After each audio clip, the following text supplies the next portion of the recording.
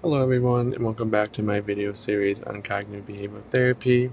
Today we will be talking about integrating CBT with other modalities. So, CBT is an evidence-based treatment that focuses on changing negative thought patterns and behaviors. However, combining CBT with other therapeutic modalities can lead to even greater effectiveness, especially in complex or treatment-resistant cases. So why maybe we have to integrate CBT? So some clients benefit from biological interventions, medication, alongside the cognitive strategies. Others may need emotional processing, such as psychodynamic therapy or mindfulness techniques to complement CBT. An integrated approach helps tailor treatment to the uniqueness need of each individual. As we learn, each client has different needs. No disorder is the same with each client. So it is important to always to evaluate your client and see when it is best and if needed to combine CBT with other modalities. Today, we will explore some case scenarios that demonstrate how CBT can be successfully integrated with things such as medication for depression, mindfulness for anxiety, and psychodynamic therapy for emotional processing.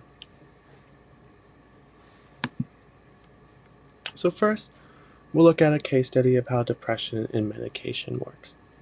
So one treated moderate to severe depression combining CBT with antidepressant medication can be more effective than either approach alone. So for example, we have a 35-year-old woman with moderate to severe depression who struggles with fatigue, low motivation, and negative thinking patterns.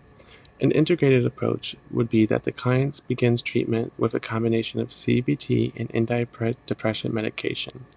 The medication helps alleviate her physical symptoms, the low energy and fatigue, while CBT focuses on challenging her negative automatic thoughts about herself and her future. The client learns cognitive restructuring techniques to identify and modify depressive thoughts, and over time she is able to reduce her reliance on medication as her CBT skills improve. The outcome? The client reports significant improvement in mood and functioning, with a reduced risk of relapse due to her ability to manage her depression through this, depression and disordered thinking through CBT. Another case study could be David, a 32-year-old who has major depressive disorder.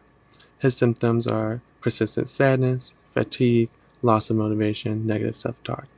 His previous treatment was that he tried CBT alone, but struggled due to low energy and cognitive distortion.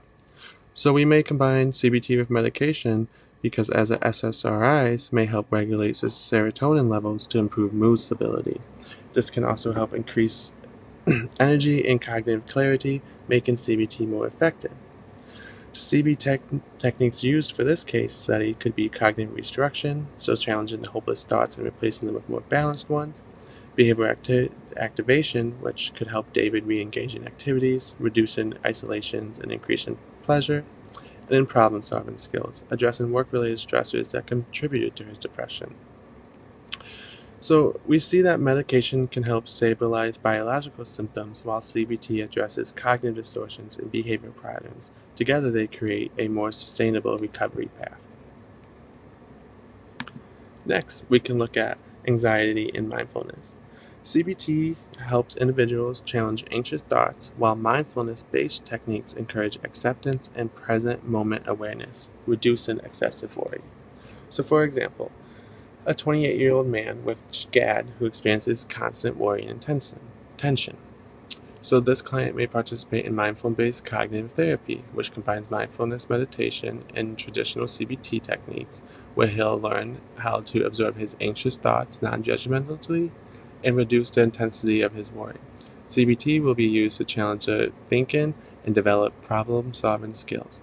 The outcome, the client will report feeling more in control of their anxiety, with significant reduction in worry and improved ability to remain present in daily life. Another case study could be a 27-year-old female who comes with chronic worry, difficulty concentrating, restlessness, physical tension, diagnosed with GAD. The previous treatment was with traditional CBT alone, and it helped reduce worry, but did not help stop rumination. So, why will we combine CBT with mindfulness? Mindfulness techniques help with a body scan meditation. They can help an individual recognize and release physical tension associated with anxiety. The acceptance-based approaches, where instead of trying to eliminate anxious thoughts, individuals can learn how to observe them non-judgmentally. And with mindful breathing, we can use this to interrupt panic cycles and increase present moment awareness. The CB techniques used would be cognitive reframing to help identify and challenge the catastrophic thinking, and behavioral experiments tested worst case scenarios thinking to reduce avoidance behavior. So the CBT could help challenge anxious thoughts, while mindfulness allowed an individual to accept emotions without overreacting. This prevented relapse and improved long-term regulation. Next, we can look at how CBT and psychodynamic therapy can intertwine together. So CBT is structured and focused on present thought patterns, while psychodynamic therapy helps explore the unconscious conflicts and past experiences. Combining these approaches is effective for clients with long-standing emotional struggles and relationship difficulties. So, for example, we have a 40-year-old woman with a history of childhood abuse and difficulty forming stable relationships. The integrated approach would be that the therapist integrates psychodynamic techniques to help explore the client's early attachment trauma while using CBT to address current dysfunctional thought patterns around the relationships. The psychodynamic work helps the clients understand the childhood experiences, how they influence the cognitive distortion, while CBT tackles the challenge and reframe those negative beliefs. The outcome will help the client gain insight into the roots of her relational issues, and through CBT, she can learn how to form healthier, more stable patterns with others. Another case study could be James, a 40-year-old with relationship difficulties and depression. So symptoms could be low self-esteem, depression, sadness, difficulty forming relationships, fear of rejection. The background could be grew up in a critical, emotional, distant family. Previous treatment could be tried CBT alone, but symptoms persisted due to underlying attachment issues. So this could be why we could combine CBT with psychodynamic therapy, as the psychodynamic therapy techniques will help explore early childhood experiences that shape James' negative self-image, and it can also help identify unresolved emotional conflicts contributed to relationship struggles.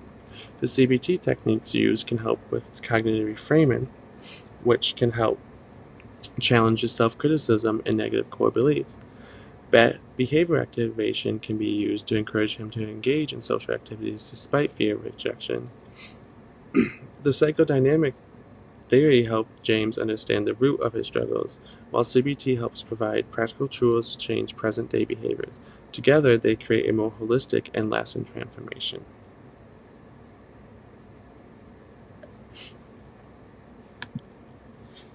So, while CBT alone is highly effective, integration with other approaches can be especially beneficial when clients have severe symptoms that require both biological and psychological interventions.